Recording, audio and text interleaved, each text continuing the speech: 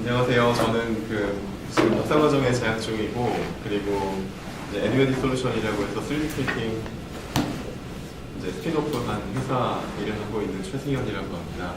원래 한 2번 정도 지난해 얘기를 했었던 내용인데 한 번 더 하고 마무리를 지으려고 했다가 회사를 꽤 많이 밀렸습니다. 그래서 오늘 마침 어쩌다 보니까 종강 때 맞춰서 지난주 독감이었어가지고요.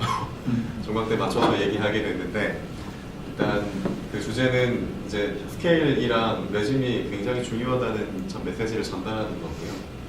이제 내용은 이런 겁니다. 이제 왜 이게 중요하냐면 실제로 현실에서 만나는 문제들이 굉장히 복잡하거든요. 그냥 책에 나오는 거 집어넣어서 안 풀립니다. 그래서 뭔가 이걸 어떻게든 해야 되는데, 물론 복잡성을 무시할 수도 있고요. 복잡성을 좀 쪼개서 줄여나갈 수도 있습니다. 여기에 스케일이랑 레짐이 굉장히 중요하다는 얘기를 드립니다. 대표적인 예시인데요. 저희 애니메이션 솔루션에서 교수님과 함께 상의되어서 개발한 내용 중에 하나인데, 그러니까 코소형 고형물을 맞춤형으로 하는 겁니다. 근데 이제 영상을 받아가지고 영상 처리해서 모델링해서 생산해서 넣으면 딱 맞을 것 같죠. 컨셉은 좋은데 해보면 굉장히 힘듭니다. 에러가 어디 있는지 모르겠어요. 로컬 병원이니까 여기 종합병원 같지 않지 엄청나게 크루드한 영상, 매번 다른 영상 모달리티를 주세요. 에러 관리도 안 되고, 프로세싱 할 때는 서블리미터로 관리를 했는데 만들고 나면 안 맞대요. 근데 왜 안 맞는지 모르겠어요. 이 에러가 어디서 맞는지도 모르겠어요. 여러 번 만들어 보면 할 때마다 달라요. 뭔가 다른데 얼마나 다른지, 왜 다른지 좀 고민을 좀 해야 되는 겁니다. 그래서 뭔가 다른데 이거 좀 복잡해 보인다, 쪼개보자는 거고요. 이 스케일이랑 레짐이 이제 다르다는 거에 대해서 얼마나 다른지, 왜 다른지를 설명해 줍니다. 나중에 얘기 드리겠지만 이게 동전의 양면처럼 결국 한 가지 문제입니다. 그리고 이것을 가지고 어떻게 컴플렉시티를 쪼갤 수 있는지에 대한 보통 생각하는 디시전 메이킹 트리가 있거든요. 그 부분에 대해 설명을 드릴 건데, 이제 로스 없이 그대로 쪼개는 방법도 있고요. 로스를 고려해서 어프로시메이션 하는 방법들도 있습니다. 이제 수학적으로 복잡한 내용들은 최대한 뺐어요. 가급적이면 개념적인 전달이 될 수 있도록 노력을 하겠습니다. 그래서 이제 컴플렉시티를 핸들하는 방법이 2가지가 있습니다. 컴플렉시티를 조직적으로 보는 겁니다. 여기 계신 분들 중에 특히 이학자 몇 분이 그런 거 하시죠. 이제 복잡성 그대로 보는 경우가 있고요. 저 같은 엔지니어들은 아주 무식하게 쪼갭니다. 갖다 버리든가 아니면 로스 없이 어떻게 잘 나눌 수 있는 방법을 찾든가. 저희가 이제 일전에 2번의 세미나에서 지난해 어떻게 컴플렉시티를 접근할 것인가에 대한 인트로덕션이랑 컴플렉시티를 로스 없이 이제 나누는 방법을 설명을 드렸었는데, 오늘 이것까지 추가해가지고 로스 있게 어프로시메이션 하는 부분까지 얘기를 드리겠습니다. 일단 미리 말씀드리면요, 이거 보신다고 해결되진 않습니다. 여러분들이 가지고 있는 문제는 여전히 복잡할 거고, 여전히 갖고 있는 툴은 책에 나오는 툴일 겁니다. 근데 일단은 지금 여기 설명드리는 톡을 보시고 나면은 한번 어디부터 파야 될지는 조금 더 고민이 되실 것 같아요. 일단 스케일이나 레짐에 대해서 얘기를 좀 하겠습니다. 스케일은 전형적인 얘기죠. 사람의 몸으로 비유하면 미터 단위에서 이제 옹스트롬 단위까지 왔다 갔다 하는데요. 이제 헤모글로빈이나 HIV 바이러스 같은 경우 굉장히 작죠. 이제 이런 셀 단위, 이제 역학 기전을 거쳐서 티슈 단위, 오르겐 단위를 거치면 사람 몸 단위부터쯤 됩니다. 그러니까 쉽게 말하면 10억 배쯤 왔다 갔다, 100억 배쯤 왔다 갔다 하는 거죠. 근데 이제 이런 스케일은 직관적인데, 레짐은 무슨 말인지 아실 수 있겠습니다. 레짐은 이제 직관적으로 보면 이런 거예요. 버블이 올라와서, 물이 끓어서 버블이 올라오는데 양적으로 쭉 버블의 양이 변화하는 거에 따라서 아예 버블이 움직이는 양상이 완전히 달라져 버립니다. 예를 들자면 물 화장실에 틀면은 투명하게 나오다가 세게 틀면 하얗게 코만 일어나죠. 완전히 이제 패턴이 바뀌는 겁니다. 눈으로 보기만 다른 게 아니라 내재한 물리적인 효과들 사이의 관계도 완전히 바뀝니다. 예시를 몇 가지만 들어볼게요. 첫 번째 예시인데요. 이거 지난번에 썼던 건데, 이거 미국에서 이제 에너지 소비량입니다. 1650년대부터 쭉 2050년까지 해본 건데, 이제 컵핏을 해보니까 한 2.9%씩 해마다 늘어납니다. 이거를 피팅을 잘 해가지고 한 400년만 보내면 이제 지구에 있는 전체 에너지, 솔라 파워, 태양계 넘어가서 에너지까지 갑니다. 이럴 리가 없죠. 이럴 리가 없죠. 지구라는 공간 안에 한정되어 있는 물질 가지고 에너지를 만드는 건데 벗어납니다. 그래서 어떤 종류의 에스티메이션이건 뭐 피팅이건 관계건 일단 기본적으로는 바운더리가 있습니다. 그 바운더리는 분명한 물리량 가지고 설명이 될 텐데 그러니까 이거를 한번 확인하고 지나갈 필요가 있습니다. 지금 본인이 쓰고 있는 방식이나 어떤 룰이나 법칙이나 알고리즘이 맞더라도 말이죠. 두 번째 예시입니다. 이게 뭐 목숨이 위험할 수도 있어요. 이제 마리 퀴리 박사님이죠. 우리 영웅인데 이거 없었으면 영상 연구가 시작도 못했을 겁니다. 레디에이션 피노메나를 발견한 것뿐만 아니라 폴로늄, 레디움 정의도 하시고 구분도 해내시고 했는데 결국 말년에 이제 골수암, 백혈병, 이제 뭐 재생 불능성, 이제 그 아네미아니까 그 이제 빈혈 같은 걸로 굉장히 많이 고생하시고 머리카락 이빨 다 빠지고 인밑살이 처지면서 조직이 무너져 내리면서 거의 해고가 되는 모양으로 돌아가셨어요. 당시에는 기준이 없었습니다. 그래서 이제 이게 유행이 되니까 그 꼬맹이들 장난감용으로 그 반짝반짝 빛나는 글로잉 라듐이 나오기도 했어요. 애들도 많이 죽었어요. 이제 이걸 그 RP라고 해서 이제 그 레귤레이션 하는 그 단체나 기구가 있습니다. 여기서 흡수량 그리고 유효 설명에 대해서 지정을 하고 있어요. 연간 요만큼 이상은 맞지 말아라. 직관적으로 보시면 이런 겁니다. 덴타시티가 요만큼 들어가요. 5 마이크로시버트 들어갑니다. 그리고 우리가 그 지금 뭐 학습 많이 시키는 체스시티가 엑스레이가 한 번 찍으면 20 마이크로시버트쯤 됩니다. 근데 우리가 그 1년 내내 이제 그냥 그 모니터를 쳐다보잖아요. 그러면 1 마이크로시버트예요. 그것도 옛날식 CRT 모니터. 그러니까 생각보다 스케일이 많이 점핑합니다. 우리가 만약에 그 1년에 뭐 암이 있거나 심각한 이제 종양에 대해서 팔로업이 필요하면은 여러 번 찍어요. 근데 그게 쉽지 않다는 얘기입니다. 그러니까 만약에 여기서 폐영상 가지고 연구하시는 분 중에 듀오레너시티, 흡기후기 양쪽 찍어놓은 거 보시는 분들은 굉장히 귀한 영상을 보시는 겁니다. 네, 세 번째 케이스인데요. 이제 이건 저 개인적으로 좋아하는 엔지니어입니다. 캐리어 영상 다니시고요. 이제 냉장고랑 에어컨을 발명하신 저는 항상 5월부터 9월까지는 이분만 좋아하는데요. 나머지 기간에는 페르미 박사님을 좋아합니다. 페르미 박사님이 노벨상 위너죠. 그리고 이제 처음으로 니콜라 리얼테를 만드셨고 이제 윅포스를 정의를 하신 분인데 이분이 처음에 이제 원자력 이제 발전을 이용한 원자로를 이용한 이제 정제 폭탄을 처음으로 실험을 하셨어요. 이제 실험을 할 때 아주 간단한 계산으로 재미를 좀 보셨습니다. 당시에 그 출력을 밤에 일들을 활력을 몇 메가톤 이런 식으로 이렇게 이제 평가를 해야 되는데 이제 새벽에 실험하면서 귀찮으니까 딴 사람들은 압력계, 풍량계 이렇게 막 들고 설치하고 있는데 종이 쪼가리 하나 들고 이렇게 빵 터질 때 바람 부는데 놨어요.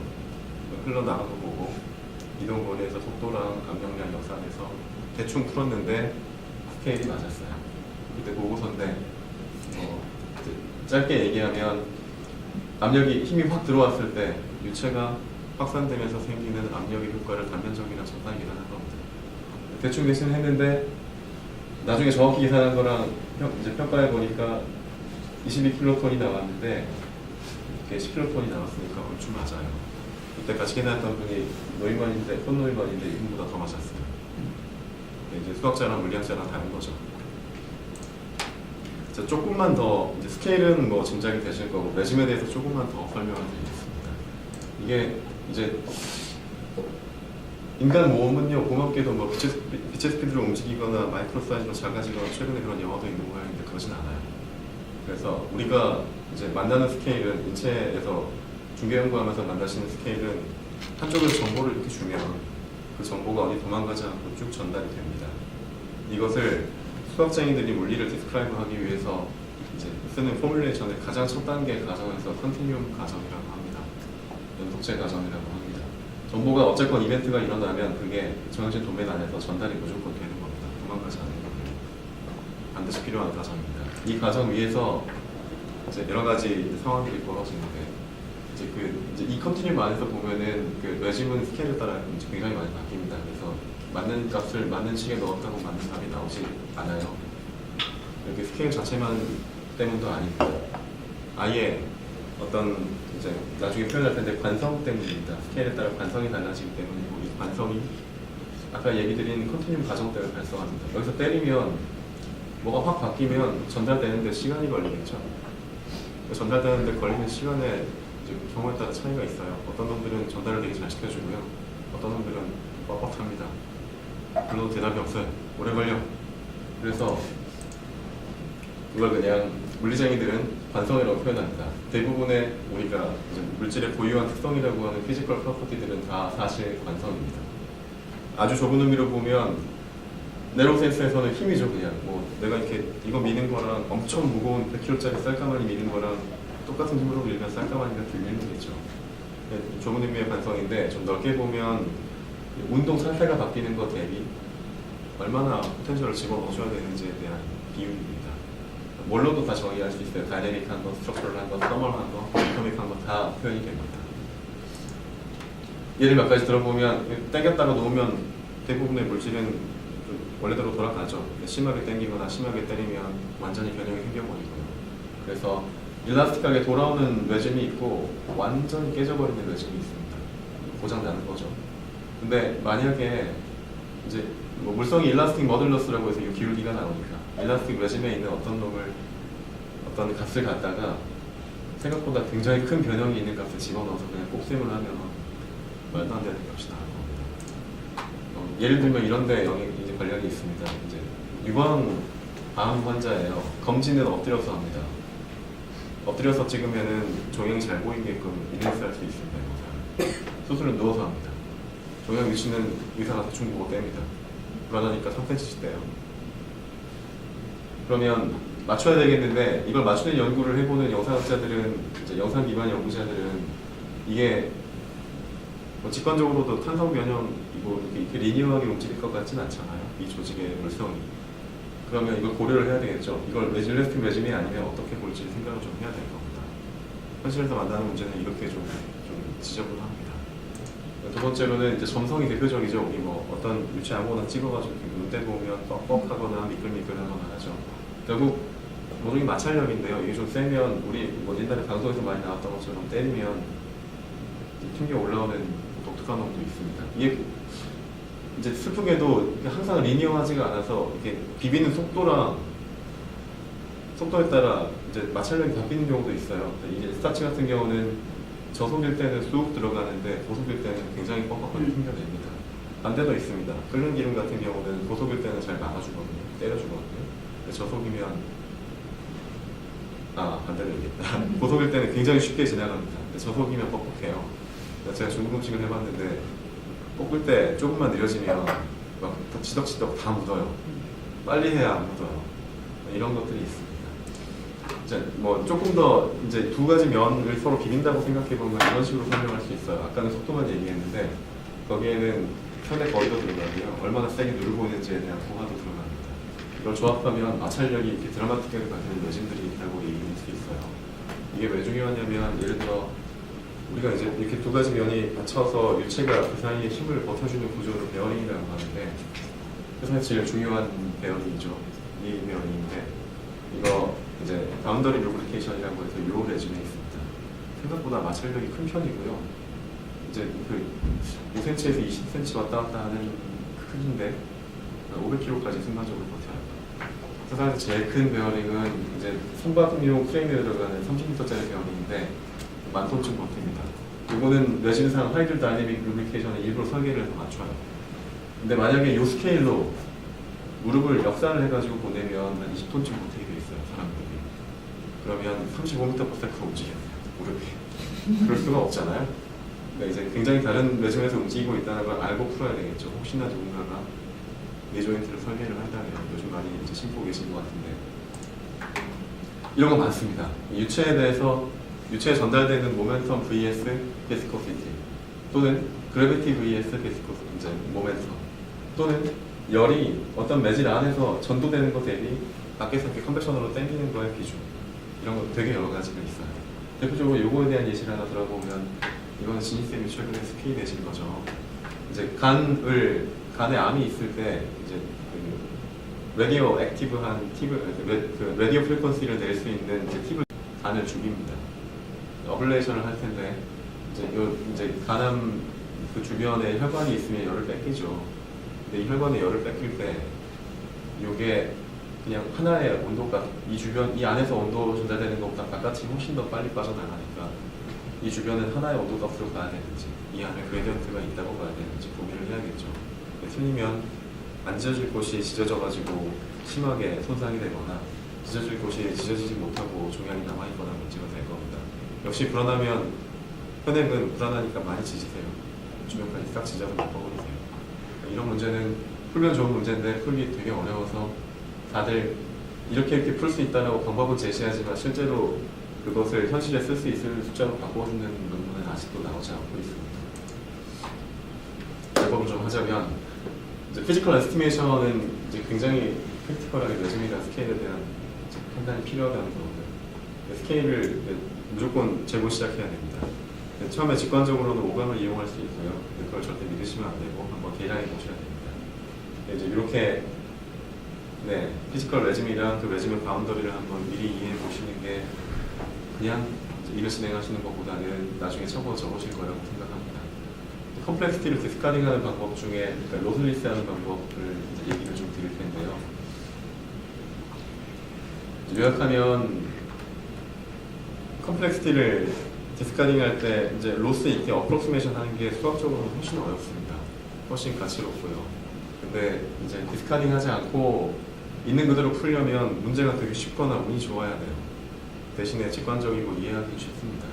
어쨌건 첫 좋은 스타트이기 때문에 일단 로슬리스 컴프레션부터 얘기를 드릴게요. 이 부분은 아까 얘기해드린 그런 어려운 거 하시는 분이세요. 항공 쪽 이제 전문가로서 오랫동안 아이젠하워가 달에 가자고 했을 때 같이 버클리에 모았던 분들 중에 핵심 인재 중에 하나입니다. 근데 어쨌건 이제 이분은 하다가 말년에 바이오메케닉스를 아예 창시를 하시고 전부 다 포뮬레이팅 다시 하셨어요. 국어학자시고 이분은 이제 마하잔이라는 수학자인데 어플라이드 매스매티션입니다. 지금 이제 피직스 쪽 하고 있고 여기저기 강의를 다니면서 직관적인 수학에 대해서 많이 얘기를 하는 분이세요. 이쪽 얘기를 좀 풀어볼게요. 열심히 이제 가정부터 시작해서 스페이스가 뭐 서블레터하고 바나크하고 그래서 또 윅폼을 가지고 와가지고 베리에이션을 보면은 몇 가지 가정을 거치면 뭐 드리클래식은 노이만이건 경계 조건을 가지고 있는 바운더리 밸류 프로그램이 이렇게 풀리고 그런 과정들을 하나하나 거쳐오는 것보다 직관적인 방법이 몇 가지 있다고 소개하는 거고요. 예를 들면 이런 겁니다. 시메트리는 이제 변화가 있으면 변화가 없는 쪽을 찾아가지고 뒤집어 보자는 거죠. 직관적으로 그냥 이런 거죠. 온도 몇 도인지 물어보면 엄밀히 따지면 컨벡티브 폼으로 이제 이거 풀어야죠. 열 히트 이퀘이션 풀어야 되는데 그럴 필요 없고 이렇게 그냥 72도씩 돌려가지고 겹쳐서 그냥 리니어 스포포지션 한다면 또 나오지 않은 거예요. 시메트릭 하니까. 그러면 24도쯤 되겠죠. 이건 이런 거 안 풀어도 되는 거예요. 이런 운 좋은 문제의 경우. 두 번째는 프로포셔널하게 생각하자는 겁니다. 산이 이제 마운틴 무게를 잽니다. 우리 뭐 뉴스 기사 중에 그런 거 있죠. 뭐 에베레스트가 몇 개 들어가는 무슨 호수 이런 거 있죠. 부피를 계량을 어떻게 했을까, 무게를 계량 어떻게 했을까 보면은 이제 프레셔를 일단 이제 최종적인 목표로 두고 홀스 이제 나누기 이제 에어리어니까 스케일링을 해요. 이게 그 길이의 몇 승에 이제 비례하는지를 스케일링을 해가지고 고려해 보면 아마 압력은 뭐 힘이랑 면적 스케일링을 따져보면 그 거리에 이제 1승에 비례하겠다라고 짐작할 수 있습니다. 이런 직관적인 짐작한 다음에 실험 몇 번 하고 크기 쭉 바꿔가지고 바로 계산하는 거예요. 세 번째로는 이제 디멘전을 보는 겁니다. 예를 들어 이제 유체가 잘 지나가는지 보고 싶으면 아까 이제 무차원수 중에 디스코시티 대비 밖에서 들어온 벨로시티를 상대 비교하는 게 있었죠. 이게 비율이 차이가 많이 나면 난류가 되고요. 비율이 별로 차이가 안 나면 척류가 됩니다. 이거 비교할 때 속도는 이제 랭스 오버 타임이고 디스코시티는 랭스 스퀘어 오버 타임이거든요. 안 맞잖아요. 그래서 이 편차를 반영할 수 있는 어떤 캐릭터리스틱한 랭스를 현상에서 찾아요. 근데 그 현상에서 찾는 어떤 특징이 딱 요 그 스케일의 그 유닛의 편차만큼이 되면 좋겠습니다. 이 경우에는 렉스 하나고, 그래서 관내 이동의 경우에는 캐릭터리스틱 렉스라고 해서 관의 유효직 기호가 작습니다. 이러면 효과를 반영할 수 있어요. 되게 좁은 관에서 같은 벨로시티, 비스코시티 비율로 흐르는 거랑 되게 넓은 큰 채널에서 흐르는 거 다르겠죠, 이렇게 설명할 수가 있고. 또 이제 예를 들면 레이놀즈 이퀘이션, 레이놀즈 같은 경우는 이제 요 무차원 수는 요 나누기 요건데 비율을 해보면 숫자가 어느 만큼 이상 크리티컬 라인이 있어서 넘어가면 이제 막 섞입니다. 보기에 예쁜 그림이 나오죠. 자, 케이스를 하나 그냥 예를 들어볼게요. 디렉트 폴스를 신경 쓰여보셨나요? 그렇죠. 이제 뭐 자동차 있다 오시는 분도 있으니까 얘기가 좀 재밌었을 것 같았는데, 이제 이거 계산 많이 합니다. 연비나 승차감의 크리티컬 하죠. 자동차 업체에서는 이거 하는 팀이 따로 있습니다. VH라고. 그래서 밀리는 힘을 계산을 할 건데, 뭐 제대로 풀 거면 이거 풀어야죠. 나중에 풀어야죠. 네. 물론 풀 수 있는데 좀 힘들죠. 그래서 아주 간단히 생각해 볼 수 있습니다. 일단 시메트리를 생각해서 이제 요게 관련될 만한 효과들이 뭐가 있을지를 그냥 막 나열을 해요. 덴시티, 유체의 덴시티, 벨로시티, 맞는 표면적, 단면적, 유체의 점성, 이런 것들을 싹 나열한 다음에 관련 안 될 만한 걸 빼요. 아니 뭐 땅에서 움직이는데 중력이 무슨 상관이야, 빼고. 시간이랑 상관없죠. 일정하게 같은 분석으로 움직이면 똑같겠지 뭐. 압력은 여기 뭐 적용한 게 없잖아요. 땅이니까 대기압이겠죠. 몇 개 지우고 나면 관련된 거 딱 남겨가지고 그거랑 아마 드래그 폴스가 관련이 있을 거다라고 하고, 얼마나 비례하는지는 모르겠어요. 일단 보고 간단한 실험을 합니다. 프로포셔널하게 생각을 해봅니다. 그 면적이 2배 되는 폴을 접어가지고요, 한번 떨어뜨려봐요. 공기중에서 해보면 똑같이 떨어집니다. 똑같이 떨어지니까 폴스는 4배 받았는데 면적이 4배고 나머지는 똑같으니까 이건 일단 스케일링상 이제 폴스 오더일 거고, 나머지는 유닛 쭉 매칭해보고 이거 맞춰서 풀어봐요. 그러면 아주 쉽게 그냥 이렇게 나와요. 이렇게 나온 거고, 이거 열심히 풀면 이렇게 나와요. 거의 매칭할 수 있어. 근데 이렇게 매칭해놔도 사실은 이게 문제가 해결되진 않아요. 왜냐면 프로포셔널하게 생각하면 뭐뭐에 영향을 준다는 건 알지만 이걸 써먹으려면 값이 나와야죠. 값이 나오려면 코에피션트가 정해져야 되는, 코에피션트는 단순히 유체적뿐만이 아니라 드라이버의 스티어링이나 타이어 스테이터스, 로드에서 올라오는 디스터번스나 엔진에서 올라오는 디스터번스에 다 영향을 받습니다. 재현도 안 됩니다. 굉장히 어려운 문제입니다, 사실. 자, 그래서 이제 조금 더 이제 돈 받고 물건을 팔아야 되거나 사람이 다쳐요. 심각한 문제가 있는 중요한 문제들 같은 경우는 리소스가 좀 들어도 좋으니까 지금 진지하게 풀어야겠습니다. 그럴 때 어프로시메이션을 합니다. 어프로시메이션을 하면은 정보를 잃어버리는데 왜 그렇게 풀지라고 생각하실 수 있는데, 설명을 좀 드려보고. 이제 그 어프로시메이션을 하면 이제 얻는 장점은 아까 보셨던 열심히 피해왔던 이런 리거러스한 스터디를 그대로 써먹을 수 있다는 점입니다. 단점은 이거를 PC가 알아먹게끔 풀어내려면 이렇게 어나리틱한 솔루션들을 다 디스크리타이즈를 해야 됩니다. 좀 귀찮죠. 수학적으로 귀찮은 일들이 많아요. 그래서 생각하기 좀 어렵고, 가정이 이제 틀리기도 쉽고, 단계가 많기 때문에 중간에 한 단계만 잘못 쌓으면 다 틀립니다. 현상에 존재하지 않는, 실제 존재하지 않는 이상한 상황을 이제 뉴메리컬하게 또는 익스페리먼탈하게 재현하고 있을 수 있거든요. 그런 의미가 없죠. 그런 부분 때문에 어렵지만 유의하게 어려운, 복잡한, 메시한 문제를 풀 수 있기 때문에 많이 쓰입니다.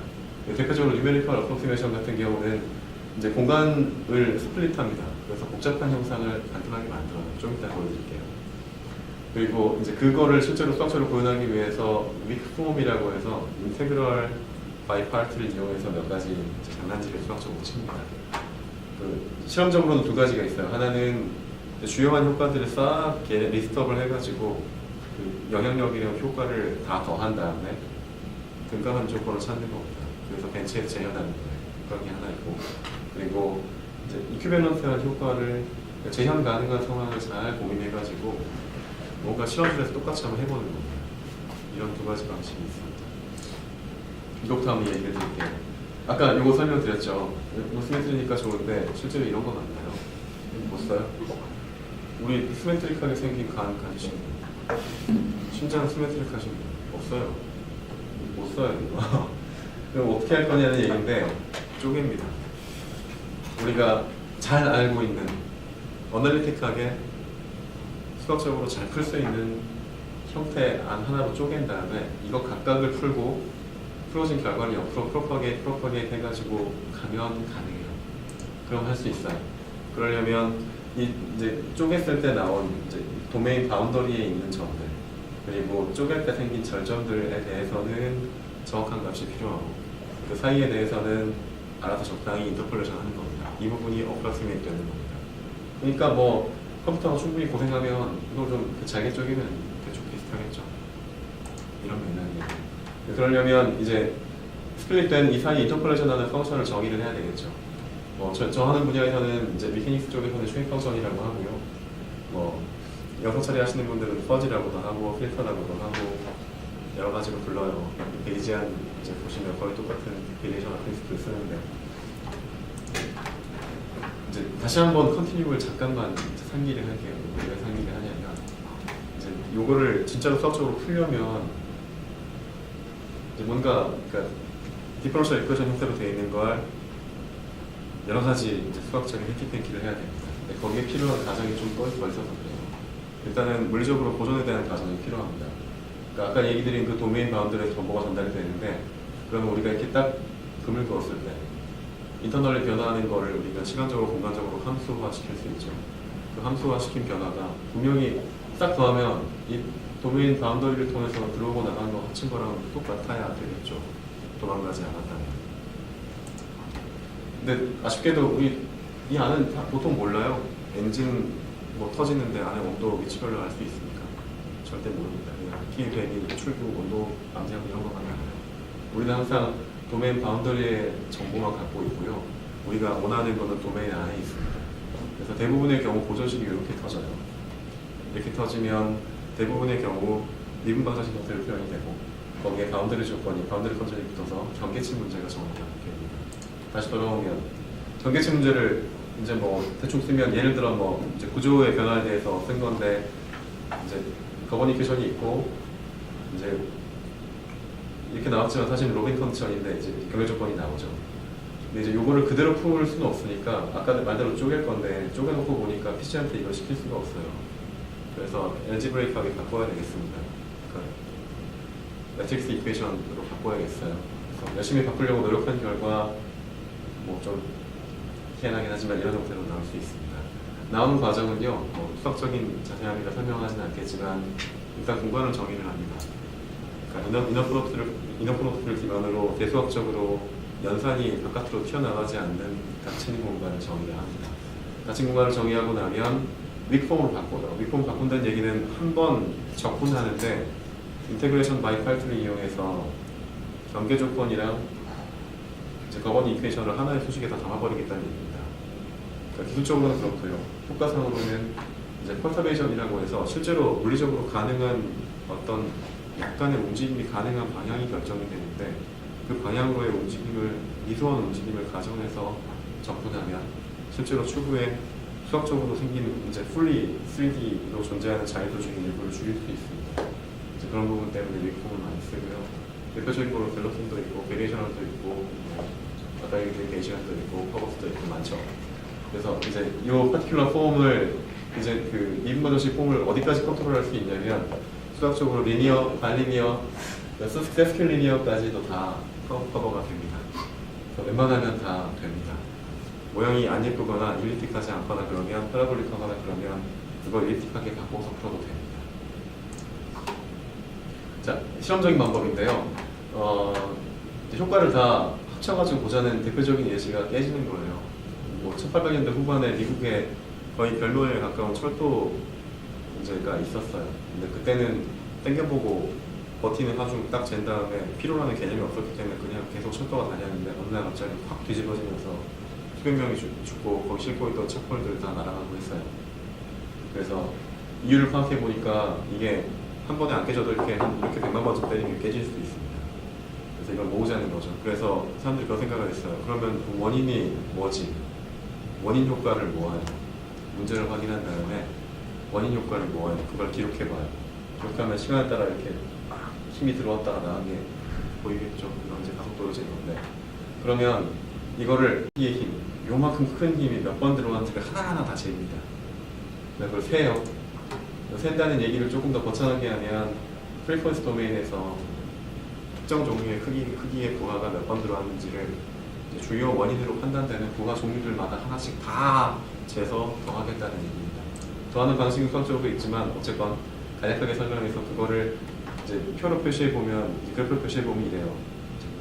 요 횟수만큼 때려서 깨지려면 요만큼의 힘으로만 때리면 되고, 예를 들어 100만 번 때려서 깨려면은 훨씬 더 작은 힘으로 때려도 깨진다는 겁니다. 이건 등가한 거죠. 어떻게 자동차 운전하면서 예를 들어 자동차를 제가 그려놨는데 100만 번을 똑같은 종류의 충격을 타이어가 받을 수 있겠어요? 매번 다르죠. 당장 잠실 갔다가 강남만 가도 고속버스도 높이가 다른데 똑같지 않잖아요. 근데 그거를 일단 다 더해서 합쳐본 다음에 그거를 우리가 정해진 숫자로 쪼갭니다. 가정하는 거죠. 힙조인트 같으면 이 사람이 하루에 한 3km쯤은 달려야 살려질이 높으니까 20년 쓸 거면은 힙조인트가 그래도 한 200만 번쯤 충격을 먹어도 괜찮아야 되고, 이런 가정을 해가지고 그 숫자만큼 버티는 유효 부하를 찾아요. 이런 식으로 이제 계량을 할 수가 있죠. 그러면 피로에 대한 개념이 되고, 포스를 다 큐뮬레이트해서 통계적인 분석을 하면은 이런 식으로 가속할 수도 있습니다. 뭐 자동차 워런티 5년이라고 5년 동안 돌려보고 할 수가 없잖아요. 그러니까 훨씬 더 빡센 도로를 만들어 놓고 여기서 1m 가면 도로에서 15m라고 치는 겁니다. 이것도 뭔가 등가한 기준이 필요하겠죠. 이런 식의 제현이 있습니다. 그리고 두 번째로 물리적으로 이제 아마 이거 같아 하는 거를 아까 이제 로슬리스 컴프레션 개념을 이용해서 관련된 효과들을 뽑아내요. 마치 드래그 포스에서 아까 이제 그 단면적, 맞는 단면적, 뭐 유체 밀도, 속도 이런 게 중요한 요인이다라고 보는 것처럼 요인들을 뽑아내서 그 요인들에 대한 제어를 합니다. 그러니까 벤치 레벨에서 똑같이 한번 해보는 거예요. 요거는 2015년이니까 좀 된 논문이긴 한데, 에이올타라고 해서 이제 대동맥, 심장이 나오는 대동맥 입구 주변이 이게 좀 이렇게 벌징된 케이스인데, 이걸 유체역학적으로 혈액이 이제 흐르면서 혈류 이동상 어떤 특징이 있는지를 이제 해석으로도 해보는데, 실험으로 해서 제어를 해서 맞춰봤습니다. 펌프 달고 물 집어넣어가지고 해보는 거죠. 이렇게 해볼 수도 있습니다. 이제 요약하면, 지금 보고 계신 필드에서 스케일이나 레짐을 확인하는 게 반드시 필요합니다. 뭐 딥러닝 하시는 분들 같은 경우 어디까지가 경계인지가 명확하지 않을 수도 있어요. 그 경우에도 받은 데이터의 레졸루션부터 시작해서 데이터의 퀄리티, 특징들, 사용할 때 진단에 사용하시건 치료에 사용하시건 사용하시는 목적성상 자폐화되는 에러, 보통 생길 수 있는 휴먼 이제 퍼터베이션 이런 것들을 어느 만큼 고려해서 스캐닝을 하시는 게 좋고, 너무 결과가 좋으면 그냥 넘버 크런치된 이상한 숫자일 수도 있어요. 그리고 이제 두 번째로 컴플렉시티를 이제 케어하시기 전에 이제 그 시작하기 시간에 이걸 조금만 케어하고 시작하면 좋다는 거죠. 뭐 무시할지, 어떻게 좀 압축해서 볼지, 로스가 있게 볼지 없게 볼지 조금 고민해 볼 수 있다는 거고, 로스리스 웨이는 이제 보시다시피 좋은 스타트가 되는데 쓰기 조금 어렵습니다. 로스 웨이는 좀 복잡한 대신에 이제 좀 메시한 프로그램 갖다 대면 다 풀리게 돼 있어요. 실제로 이제 책임져야 되는 문제 푸는 분들은 대부분 이제 로스 웨이 문제를 푸십니다. 엔지니어링상 이제 오차 범위를 컨트롤을 하는 거죠. 작전은 여기까지고요. 궁금하시거나 의견 있으시면 부탁드립니다. 요즘 수학자들 참 힘들겠어요. 그 공학자나 물리학자가 못 푸는 문제는 수학자한테 엄청 어려울 것 같은데 얼마나 괴롭겠어. 스페이스가 좀 다른데, 아까 보셨던 이런 아저씨는 이제 나름 진지하게 해주고 계신 거죠. 여기 수학하다가 원래는 이제 해석하던 아저씨인데 어플라이드 매스매틱스를 하다가 다이내믹스를 원래 하다가 피직스로 넘어왔는데 해보니까 이제 교육상 좋은 일이 많았나 봐요. 이분 같은 경우는 영국 가는 교육으로 요즘 더 유명하신 것 같고요. 항상 그렇지만 이제 예술이 추상 예술이 되면서 사람들이 시작하듯이 수학도 이제 현실에서 유리돼서 이제 추상 수학으로 가버리니까 아무런 게 이제 그 사람들만의 얘기가 돼버리잖아요. 네. 근데 이제 좀 더 인사이트풀한 건 뭐 여러 가지 뭐 교육이나 뭐 여러 가지 좀 도움 되겠죠. 근데 어찌됐든 그래서 코에서 시작했는데 그래서 코에 무슨 문제가 풀렸어요? 이런 레진과 아, 네. 대부분. 아, 이게 코였군요. 아, 네. 코 보여요. 몰랐어요. 코에서 시작했는데. 문제예요. 라리노 네. 플라스티가 시장도 엄청 크고 3D 프린터인데 중요한 이슈죠. 이 매니팩처링이나 디자인에 가장 큰 문제가 있었고요. 공차를 제외한 건가요? 네, 공차 제어인데 이제 화학적으로 굉장히 오랫동안 인체에 안전하다고 이제 보증되어 있는 실리콘이 이제 크리스탈라이제이션이 될 때, 가교가 될 때 발생하는 몇 가지 환경적인 조건들을 잡아주니까 풀렸어요. 이제 결과적으로 그렇지만 이걸 잡아내기 위해서 이제 로들리스 그렇죠. 로시 한 프로페셔널 다 지금 봤던 것들을 싹 한번 거쳐봤고 내부적으로 한 그 7, 8개월 정도 걸렸습니다. 이제 현실 문제는 대부분의 경우 더러워서 직관적이고 예쁜 아까 이 아저씨가 하는 것처럼 안 풀려요. 아쉽지만 슬프지만 상당수의 경우 이분이 하시는 것처럼 안 풀려서 아까 봤던 그 지저분한 어프로스메이션을 해야 됩니다. 아직도요. 이제 그런 그라운드 위에서 지어진 건물, PC, 마우스 이런 거 쓰고 계세요 지금. 네. 그 RFA 프리딕션은 어떻게 되고 있어요? 데이터 데이터 같은 경우에는 기존에 한 20케이스 받았던 거 펄스네이션 하는데 그때 했던 좀 늘려보자고 다시 얘기해서 뭐 다시 실렉션하고 IRB 되고 뭐 그러지 않았어요? IRB는 이소정 교수님. 네, 이소정 교수님께서 그 연구 시작할 때 내신다고 하셨고요. 어쨌든 50케이스 RF CT가 있고 혈관 패턴이 있고 내가 집어있는 파워가 있고 그다음 지져진 결과가 있으니까 이건 굉장히 아이디어랑 문제긴 하잖아요. 그거를 뭐 연력학으로 풀든 뭐 딥러닝으로 풀든 풀면 그것도 엄청난 얘기가 될 것 같은데 네, 그래서 이번 주 삐에 됐어요? 네. 스스로? 예. 그럼 뭐 열심히 해야겠네. 괜히 이그젠플을 갖고 왔네요. 그래서 아마 일단은 50케이스 말씀드렸던 50케이스 같은 경우에는 비슷한 조건은 안 되겠지만 조건들이 비슷하게끔 그런 환자들 군만 모아놓은 데이터가 있는데 아마 근데 역학적으로 풀어내는 거에는 한계가 있을 것 같고 뒷번지로 말씀해주신 다시 것처럼. 풀어보자고 지금 하고 있는 네네. 거잖아요. 데이터는 정답 누가 그려야 되고 뭐 네. 표시해야 되고 정답도 다 그려져는 있습니다. 아 그래요? 네. 그러면 이제 하기만 하면 되는 거야. 한번 미팅 한번 하시죠 그거? 네. 이소정 교수님하고도 그리고 그 스피에 그 아마 그 인터벤션 로보틱 인터벤션 세션인가 어느 세션에서 발표한지 모르겠지만 굉장히 톡식해요 거기 조심하셔야 돼요 물려요. 복사 같은 사람 너무 많아요 우리는 엔지니어링 학회랑 혹시 다른 뭐 의견 없으시면 네. 건물 얘기하셔가지고 아, 네. 생각나는데 건물 이런 그 건물 같은 경우에는 왜 저런 계산들도 중요하지만 철근하고 콘크리트의 열팽창률이 같다는 그런 굉장히 그 신의 축복이라고 불리는 그런 조건이 있어서 가능해졌다는 얘기 있잖아요. 아, 네. 근데 인체의 경우에 뭐 이게 실리콘 같은 걸 사용을 할 텐데 뭐 그 실리콘보다 더 좋은 뭐 머터리얼이 있어가지고 인체에 더 적합하다는 그런 것들은 혹시 없나요? 현재까지는 없고요. 건물에 대해서도 조금 더 이제 애도를 드리자면 마이크 말씀대로 그 철근이랑 콘크리트가 이제 열팽창이 똑같은 게 신의 축복이라고 불리고 있습니다. 그게 아니었으면 지금처럼 높은 건물이 못 생겼을 텐데요. 그런 거는 인체에도 있긴 있죠. 근데 지금 원래 생체 제도끼리 그런 게 있습니다.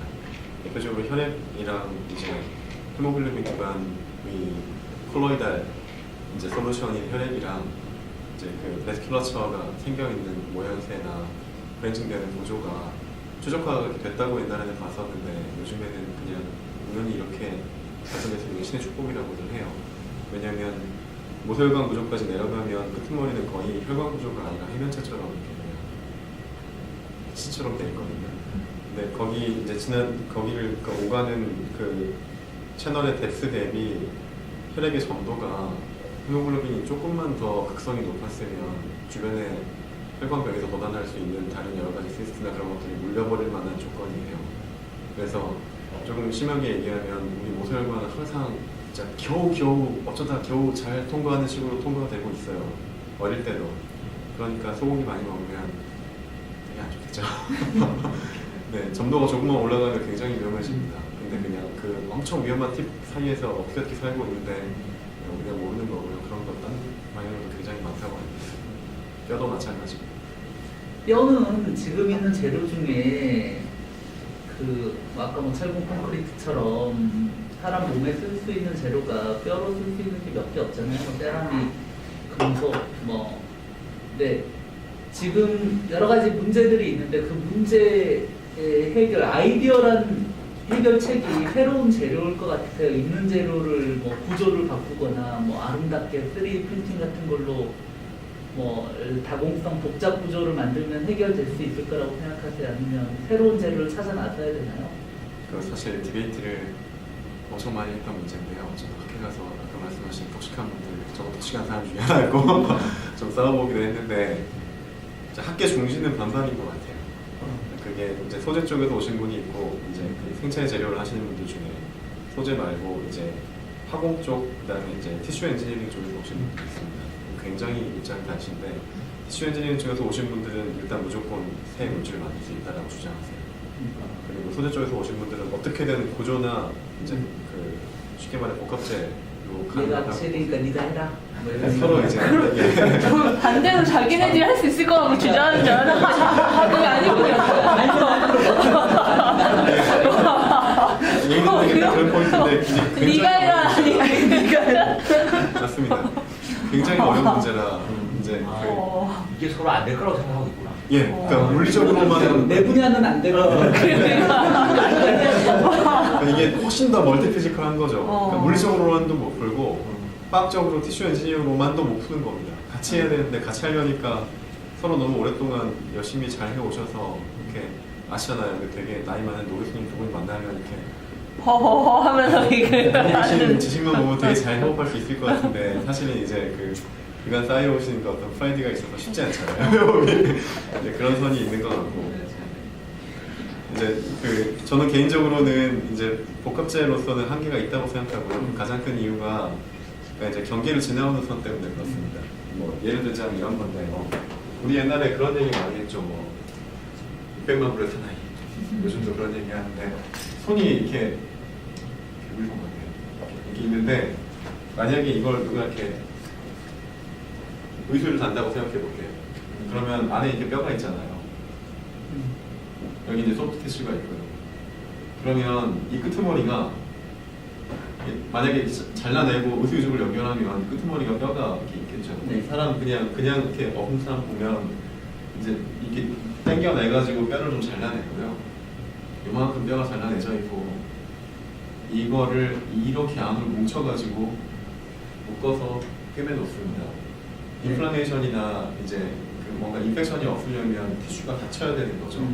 근데 이제 생체 재료가 아니거나 일반 물질, 그러니까 뭐 사용 보형 물질을 쓰게 되면 여기다 뼈에다가 뭔가 연결한다고 생각해 보세요. 이 경계를 넘어올 수가 없어요. 어디서 무조건 끊겨요. 네. 열려 있어요. 이게 클로즈드 되려면 이제 생적합 정도가 아니라 실제 생체랑 그러니까 화학적으로 융합할 수 있는 쪽이 이렇게 딱 완전히 이제 그 접착되는 형태로 매칭이 돼야 됩니다. 마치 손톱처럼요. 네. 이 정도로 돼야 생체 소재로서 가치가 있어요. 실제로는. 근데 이렇게 된 예를 들어 금속이 이렇게 될 수 있을까? 아니요. 쉽지 않죠. 그래서 이제 아주 한 70년대쯤 됐을 때 성능이 좋은 사람들이 분말을 이제 완전히 그 금속이든 세라믹이든 2000도 가까이 놓고 볼에서 녹여가지고 그러면요 식으면서 가루가 돼요. 분말을 얻을 수 있거든요. 이거를 이제 이렇게 섞는 거예요. 이제 페노스라는 놈을 섞고 이 세라믹을 섞는 거죠. 이제 100%, 여기 0%. 그래서 이제 블럭 하나가 이쪽에는 플러스 100%, 세라믹 0%인데 이쪽은 세라믹 100%, 철 0%입니다. 쭉 바뀌게끔 섞는 겁니다. 이렇게 한 다음에 얘를 이제 클래시피케이션 될 수 있는 생체랑 비슷한 어떤 세라믹으로 바꾸지 않을까요? 그러면 여기서 이렇게 피부가 달라붙고 이쪽 주변에서는 가능하게끔 할 수 있지 않느냐라는 의견이 있었으나 저 같으면 이거 IRB 안 내줍니다. 아직도 안 나왔고요. 아직도 못하고 있습니다. 저 이렇게 손발이 잘린 사람들에게 의수부족을 지금은 이제 바깥쪽을 잡는 식으로 익스트라 스킨에다가 대가지고 하는 의수부족은 한계가 있거든요. 그래서 이제 뼈에 연결을 하는 의수부족이 정형 분야에 있고 이제 계속 커져야 되는데 그거를 지금 있죠. 네. 어쨌든 굉장히 어려운 문제가 앞으로도 해야 될 일이 굉장히 많은데 뭐 상당 부분은 저는 3D 프린팅의 구조가 해결해 줄 수 있을 거라고 생각하는데 지금 재료로 그렇게 해야 된다고 생각하고요. 뭐 지금 다른 방법이 별로 없어서 현재로서는 어쨌든 가까운. 가장 피저블한 방법이 그거고 실리콘으로 돌아가서 실리콘 소프트 티슈에서는 어떤 형식이 제일 좋을 것 같으세요?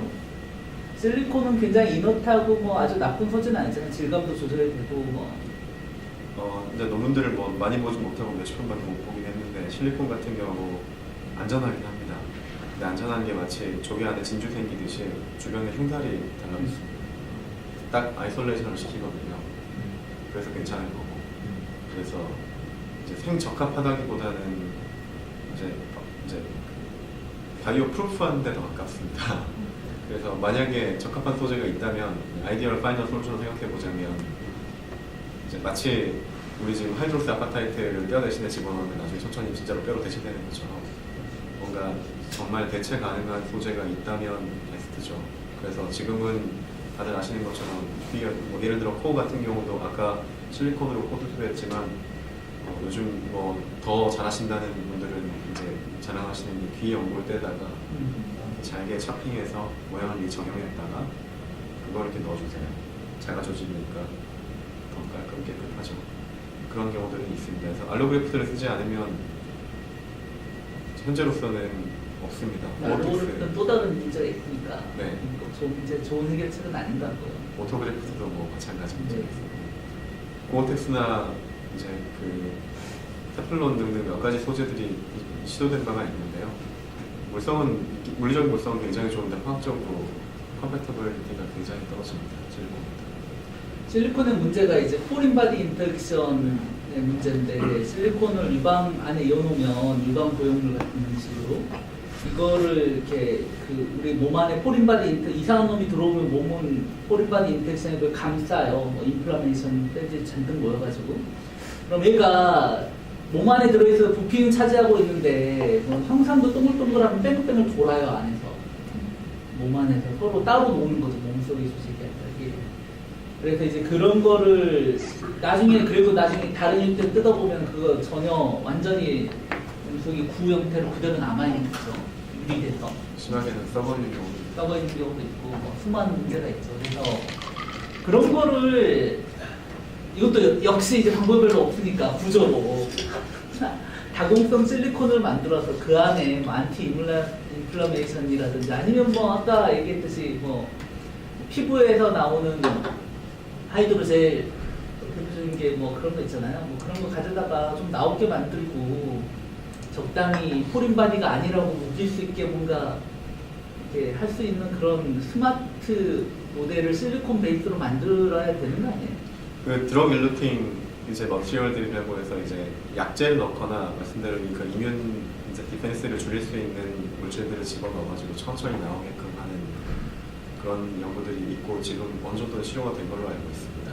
선생님이나 심장 거기 스탠트는 거의 다 벨로핀 써가지고 네, 굉장히 많이 줄었거든요. 그게 사실 재협착이 많이 되는데 사실 이제 막힌데 다시 세포가 그 자리를 더 이렇게 막 복잡하게 자라나가지고 근데 벨로핀은 이제 인플라메이션을 확 줄여가지고 잘 이렇게 해가지고 재발병률을 굉장히 많이 줄였거든요. 실제 쓰고 있습니다. 네. 스탠트. 수술은 아주 무식하게 저는 엔지니어라서 무식하게 설명드리면 잘라서 떼내거나 뭐 집어넣거나 둘 중에 하나거든요. 집어넣는 거에 대부분은 지금 말씀하신 문제가 있고요. 집어넣는 거에 대해서 드럭 일루팅 스텝도 그렇지만 대표적인 예시인데 굉장히 많이 나와 있는데 이제 그 물리적 그 피노메나로가 생각하면 크게 두 가지 효과에 의해서 이제 좌지우지가 됩니다. 하나의 레짐은 그러니까 트라이볼로지라고 해서 계면공학에 대한 거예요. 마찰이나 윤활공학을 보는 분들이 따로 있습니다. 마이크로플루이딕스를 하시는 분들이 있어요. 그리고 화학적으로는 이제 그로스 팩터랑 이제 표면적 슈팅하는 거에 대해서 보시는 이제 리액션 보시는 분들이 있습니다. 반응 보시는 분들. 이 두 가지 현상들을 컨트롤하는 게 키인데 이제 이걸 두알 토끼를 다 잡는 소재는 아직은 없고요. 구조상으로 만들 수 있다 그러면 이제 그 프린팅으로 가능한 레졸루션인지가 이슈가 될 것 같고요. 뭐 프린터를 고치는 게 더 빠르지 않겠어요? 네, 다른 그럴 수 걸 하는 있습니다. 것보다.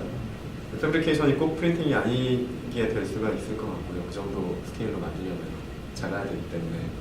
그리고 다들 아시겠지만 우리 뭐 네서니 아탈라라는 맨 유명한 그 이제 의사가 연구 열심히 해가지고 저 지인인 박사 형이 거기서 했던 건데 신장 비슷한 걸 프린팅을 했어요. 웨스트 포레스트라고. 네.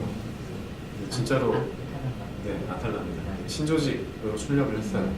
근데 이제 진짜 장기를 마치 이제 문도리들이 상상할 때는 이렇게 출력해서 크레이지 프린팅 해가지고 째고 집어넣으면 장기가 되는 거죠. 생체인 거예요. 이게 하고 싶은데 안 되는 이유가 혈관 때문입니다. 혈관이 이렇게 뻗쳐나가서 거기에 이제 양분도 주고 뭐 그로스팩터리도 싹싹싹 치고 이제 그 잔여물들을 싹 빼내고 이런 것들을 해야 되는데 이게 안 뚫려요. 네트워크가 안 뚫려요. 그래서 오프라인이에요. 그래서 못 쓰고 있거든요. 이거 같이 출력해가지고 이제 뭐 오토그래프든 알로그래프든 동종이건 자가건 인식 가능한 형태로 만들어내면 이제 얘기했던 모든 문제가 다 해결됩니다.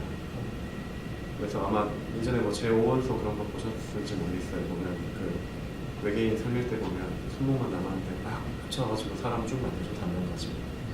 그러니까 누군가는 그걸 지금 꿈을 꾸고 있는데 아직은 이제 서큘레이션을 어떻게 잡는지가 문제고요. 개인적으로.